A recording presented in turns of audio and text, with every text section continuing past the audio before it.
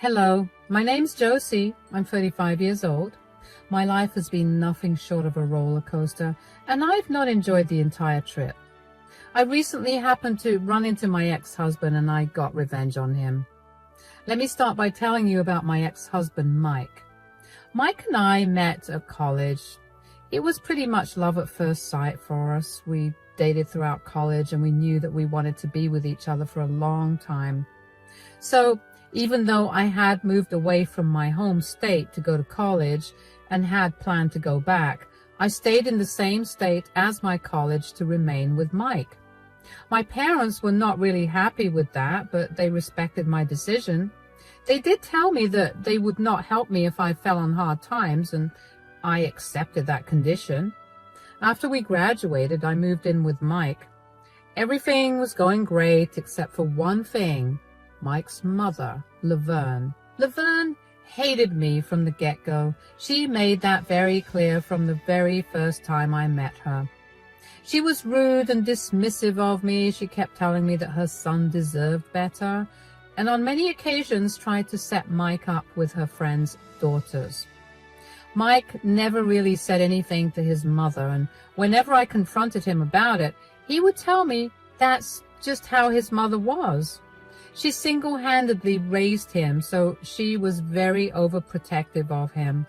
She had a tendency to be overcritical of everyone he brought home, and I was no exception to that.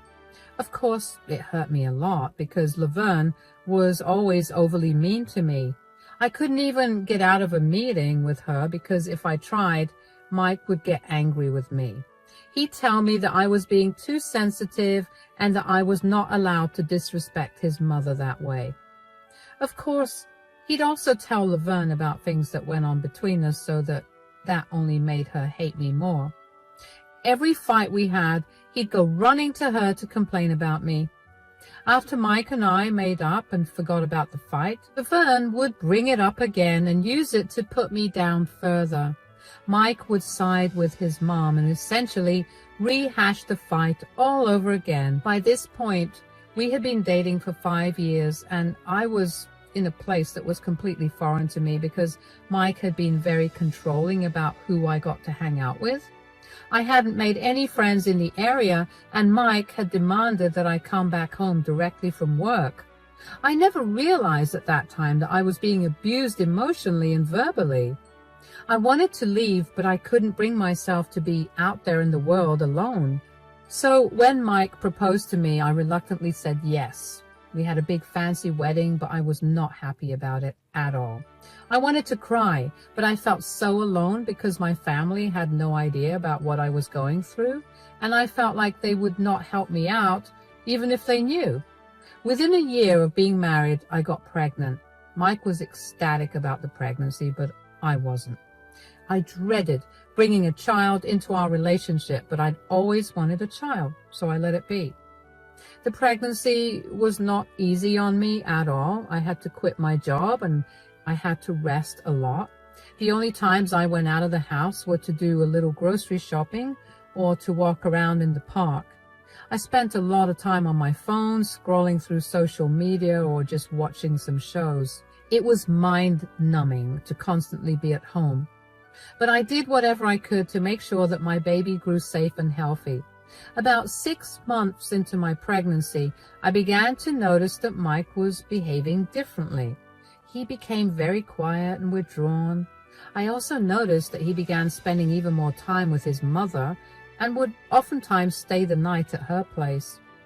He then also invited her to live with us until I gave birth without asking me. Surprisingly, Laverne was not as mean as she'd always been, but she never stopped throwing insults at me whenever she could. I tried to talk to him about it many times, but he'd always shoot me down. This continued for a month until I'd had enough. I cornered him one day while he was reading a book in the living room and told him we needed to talk. "Mike, sweetie, we need to talk." "What do you mean? There's nothing to talk about." "Yes, there is. Something's been bothering you. Just tell me about it." I don't know if I want to talk about it right now. I'm still trying to figure out what to do because every time I think about it, I feel an ungodly amount of rage. Okay, maybe that's all the more reason for you to tell me about it. Fine then. I know you cheated on me, Josie. What? The baby isn't mine. I can feel it. There's no way that's my kid. What are you talking about? That's ridiculous. How can you just say that? Oh, come on. Don't act all innocent. You've been acting weird. You stay out too long when you go shopping. You're always on your phone, and now you're pregnant. It's too convenient. You're being crazy. I've always been faithful to you. This baby is yours. Just because I spend a little extra time outside on my phone doesn't mean I'm cheating on you. Yeah, right. I've seen the way you talk to that guy at the grocery store, always smiling at him. I bet he's the father. Smiling? Mike, he's the cashier. I'm just being polite. If smiling and being kind were considered cheating, then everybody in the world would be unfaithful. Don't try to twist this around. I know what I see. And you know what? My mom thinks the same. You cannot seriously use your mother to justify your reasoning. You know she doesn't like me. What's all this about? What's going on? I was just telling Josie here that I know she's been cheating on me. The baby isn't mine, Mom, I can tell. Oh, I knew it. I always had a feeling about her. She never respected this family. Laverne, you can't be serious. I've always been loyal to Mike and this family. Loyal? Ha, that's a joke. Do you think I didn't notice how you flaunt yourself around town, always trying to get attention? I'm not flaunting myself, I'm just being myself. Just because I like to put a little effort into the way I look before I go out, it doesn't mean I'm flaunting myself. You both are being unfair and cruel. Josie, don't play the victim here. You're not as innocent as you pretend to be. Mike, this is insane. I haven't done anything wrong. We can get a paternity test done right now if you want. I have nothing to hide from you, nor have I had a reason to cheat on you. Reason to cheat? A woman like you doesn't need a reason to cheat. You're a disgrace.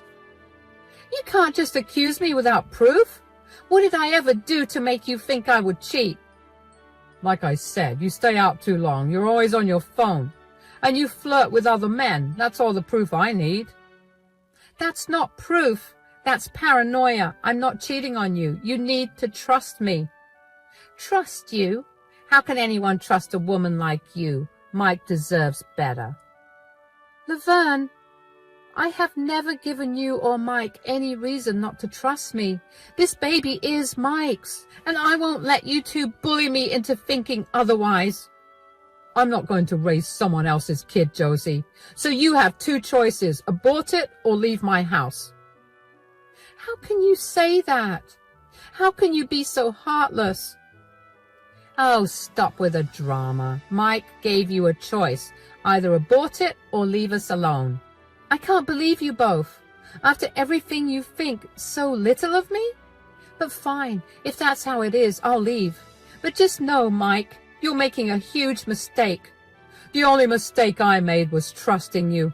Get out and take that baby with you. You'll regret this, I promise you that. Just leave already. Good riddance. I went up to our room with tears running down my face. I could not believe that Mike thought so low of me. I had never once even thought of cheating on him. Was I miserable in the relationship? Of course. But did that mean that I wanted to cheat on him? Absolutely not. If there's one thing I hate, it's cheaters. That was something I made very clear to Mike from the start of our relationship. I knew that these thoughts were not his alone. I was sure that Laverne had slowly been feeding him those thoughts so that he could get rid of me, and he listened to her. The Mike I knew would never have asked me to abort our child. I packed all my bags and made my way to my car. Mike did not try to stop me. Instead, he simply told me to leave my keys by the door. I didn't have much money except for the little amount I had in my savings. I managed to find a woman's shelter, which is where I stayed for a while until it was time for me to give birth. My mother flew in to be by my side, and after I'd given birth, she asked me where Mike was. I broke down crying and told her everything that happened. She was shocked about it and was really angry with Mike. Even as a baby, it was very clear that the child I birthed was Mike's. I named our child Jake, and my mom promised to help me out.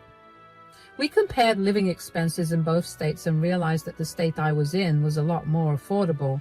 My mom pulled some strings and managed to get me a decent job, which I started working 3 months after I gave birth. My mom stayed with me for a year to help take care of Jake, and my dad would fly in every few weeks to make sure I was doing okay too. I was really lucky to have such supportive parents, and a part of me hated myself for not reaching out to them earlier. I also got served with divorce papers from Mike, and I didn't even bother contesting it. I made sure that Mike hadn't played around with the conditions and then signed the papers. He never called once to even see Jake or to check if Jake was his. Of course, I made sure not to put Mike's name down on Jake's birth certificate because I didn't want him trying to claim custody of Jake at any point in time. I should have also had him sign a waiver of his parental rights, but I did not think of that at the time. Anyway, over the next 10 years, a lot happened. I managed to get back on my feet and even found myself a better job than the one my mom got me. Jake and I were like a pair of best friends.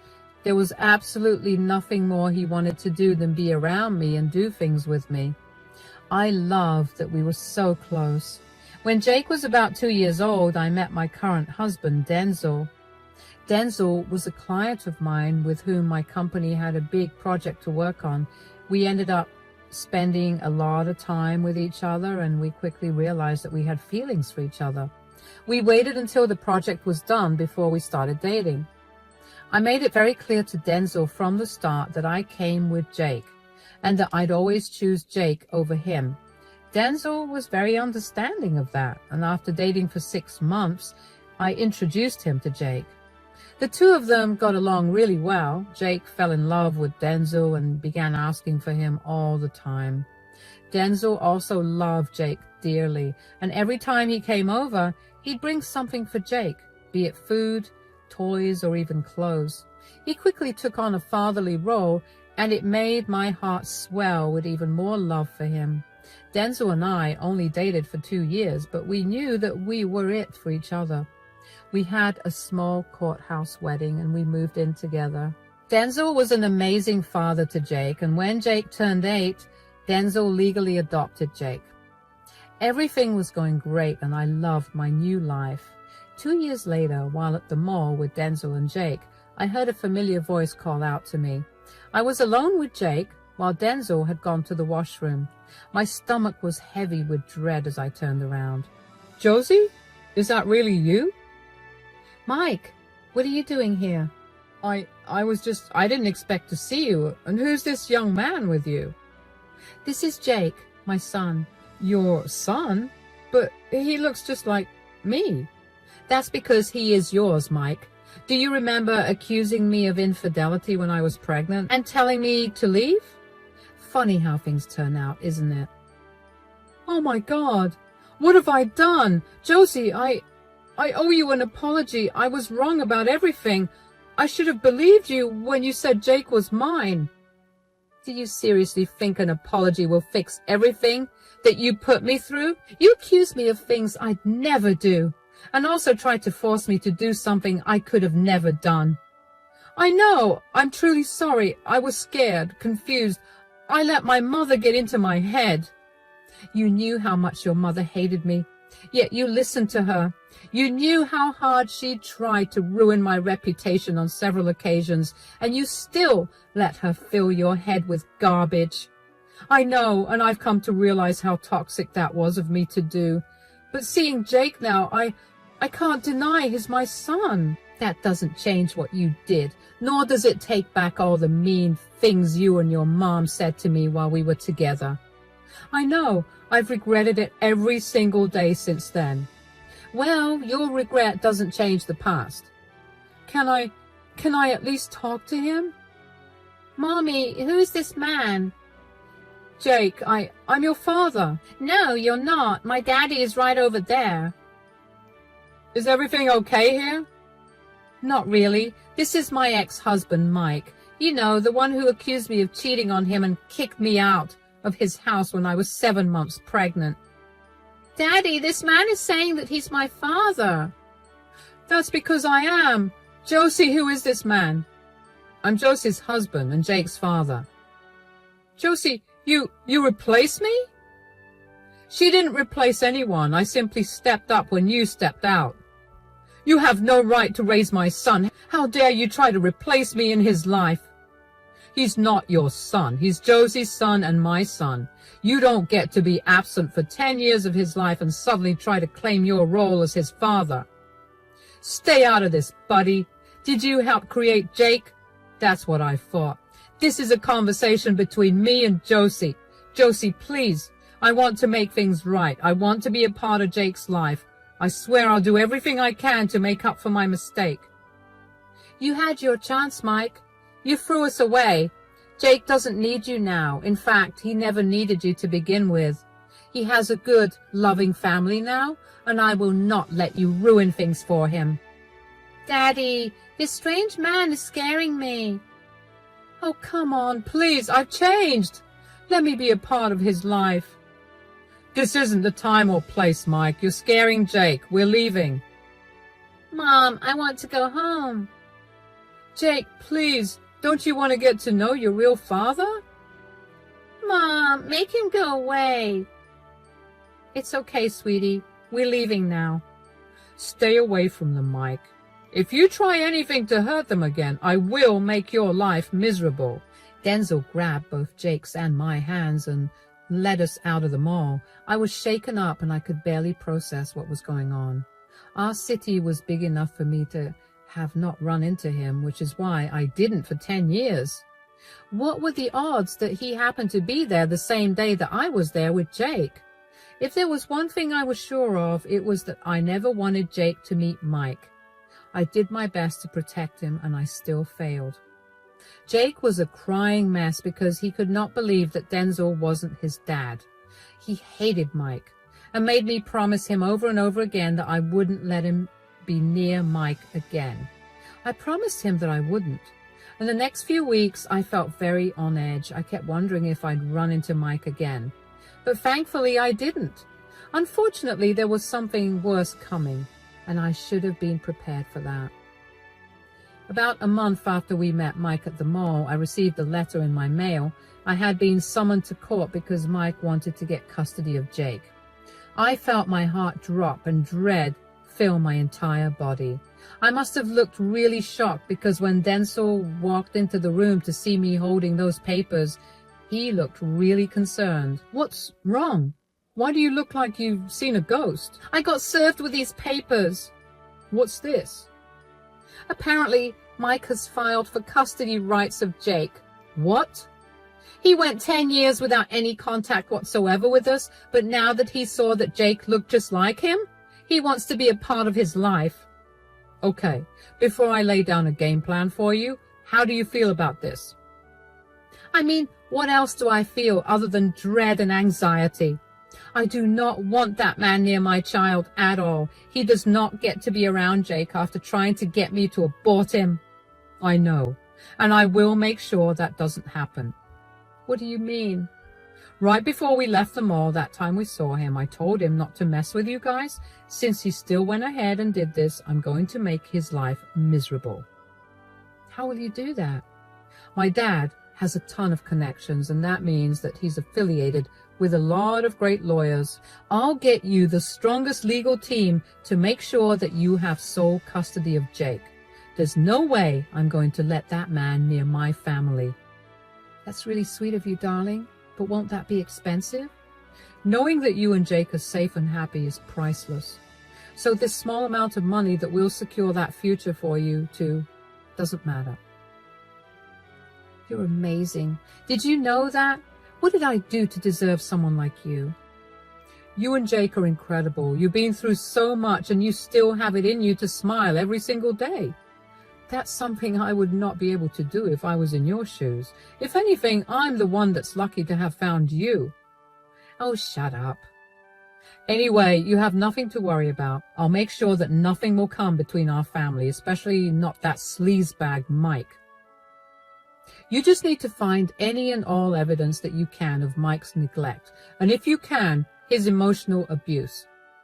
Oh, I have stacks and stacks of that. I kind of had a feeling that this could happen, so I tried to maintain as many records as possible of Mike's absence and neglect of Jake. Then this will be over before you know it. That's a huge relief. Now, with that out of the way, for the time being, let's discuss what you want to have for dinner. Words cannot describe how lucky I was to have Denzel by my side. He instantly eased all my worries and anxieties and stood by my side just like he'd promised. The very next day, he contacted his lawyer friends and they helped me build my case. We were summoned to court where our lawyers meticulously provided proof of Mike's abandonment and neglect. Mike's lawyer kept trying to refute the proof, but with the huge amount of proof against him, Mike had nothing else to say. He tried to be emotional about his abandonment, but the judge wasn't having any of it. The trial continued for a long time, and I was beginning to get agitated. I couldn't understand why Mike was suddenly so interested in being Jake's father. Aside from that, I also knew that Mike losing the custody battle would not be enough to satisfy my need to teach him a lesson. So I got his family and friends involved. I created 2 separate groups, one for his family and the other for his friends. I knew that he must have been telling everyone lies, so I told them all the truth and even provided them with the same evidence I had shown in court. I wanted to ruin his life. Shortly after I did that, the judge ruled against Mike getting custody of Jake and even ordered him to pay child support, not only from then on, but also for the last few years that he didn't. Mike looked like a defeated man, while Denzel and I walked out feeling victorious. A few days after the verdict, I began getting phone calls from an unknown number. I had a feeling it was Mike, so I didn't pick up. Eventually, I got annoyed with how frequently he kept calling me, so I picked up. Hello? What is wrong with you? Do you have any idea what you've done? What do you want, Mike? Don't play dumb right now. You know exactly what I'm talking about. I have no idea. Enlighten me. You had no right to fight against me having custody of Jake, and then you had the audacity to go around spewing lies about me abandoning him, and you to my family and friends. How dare you? You abandoned us before Jake was even born. You had no right to try and claim custody now, and I did not spew lies about you abandoning us. That is literally what you did. You kicked me out of your house because you believed something and refused to even hear me out. That's not fair. I had my reasons for kicking you out. Reasons? You accused me of cheating on you and demanded I abort our child, and then you kicked us out when I refused. That's not a good reason at all. That's not even a reason. You never even tried to contact me after that. You took one look at Jake, saw that he looked like you, and now you want to come back. Do you honestly think that's a normal thing to do? It's my life, Josie. I make my own decisions. I still stand by my decision to kick you out. I believed I was right then, and I still do. And now you have to face the consequences of those decisions. Remember when Denzel warned you not to mess with us? You should have listened. Denzel. Who cares about Denzel? I'll deal with him later. Right now, I want to talk about you exposing me to my family and friends. You need to tell them all that you were lying. I've lost everyone in my life because you couldn't hold your stupid tongue. You mean holding you accountable for your actions? You should be thanking me for showing everyone who you really are. Besides, isn't your mom always going to be on your side? Why isn't she speaking up for you? I remember her always butting her head into the conversations where she didn't belong. Stop being a jerk. My mother is doing her best to control the damage you've done, but even she's been shunned by our family. I've lost all of my friends because they think I was disgusting for what I did and for telling them lies about you. I literally worked for one of my friends and I might lose my job. You've ruined my life. You had no right to involve them all in business that isn't theirs. You made it their business when you tried to fight for custody of Jake. You were warned about not messing with us, and since you did, everyone needs to see what a horrible person you are. You think you're so righteous, Josie, but I know that you still cheated on me. Just because Jake is my kid, it doesn't make you any better. Stop trying to make me look like a bad person when you're just as bad, if not worse, than me. I did nothing wrong.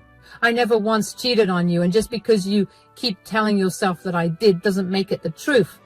Now, if you'll excuse me, I have better things to do than argue with you. You can't just hang up on me. Watch me. I couldn't help but feel satisfied that I managed to ruin Mike's life, even if it was just a little bit. I'd gotten a lot of calls and texts from his friends and family apologizing for not contacting me earlier.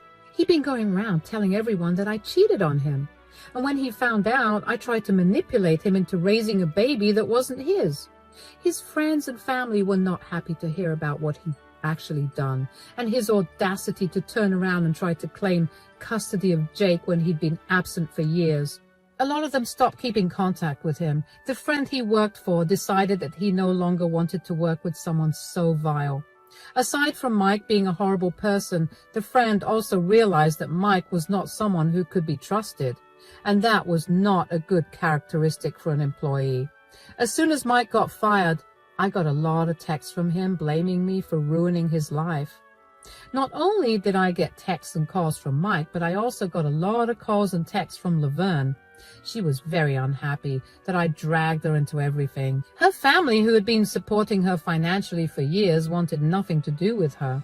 She had to rely on Mike, but he too had lost his job. Both of them were going to suffer a lot, and that made me happy. I ignored their texts and calls, but I didn't block them because they kept updating me about what had been happening with their lives, and I was too curious about it to block them. Eventually, though, they stopped updating me and they were only insulting me, so I blocked them everywhere. A few months ago, I happened to hear from one of Mike's cousins that him and Laverne was struggling to get by.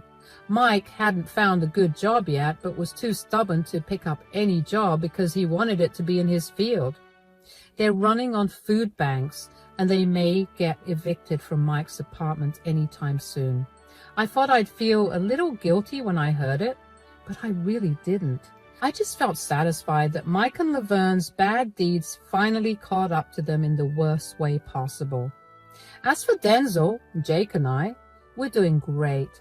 It took a while for Jake to come to terms with Denzel not being his real dad, but now that he understands it, he's beyond happy that he got lucky with the world's greatest daddy. Denzel and I are also doing great. I've never been happier, and I'm so glad that he had been there with me through the whole thing, because I knew that there was no way I could have gone through the whole thing without breaking down at least 20 times. Things have gone back to the way they've been for the last 10 years. The only difference is that I finally got closure from Mike, and I can now fully move on from the past. Thank you so much for listening.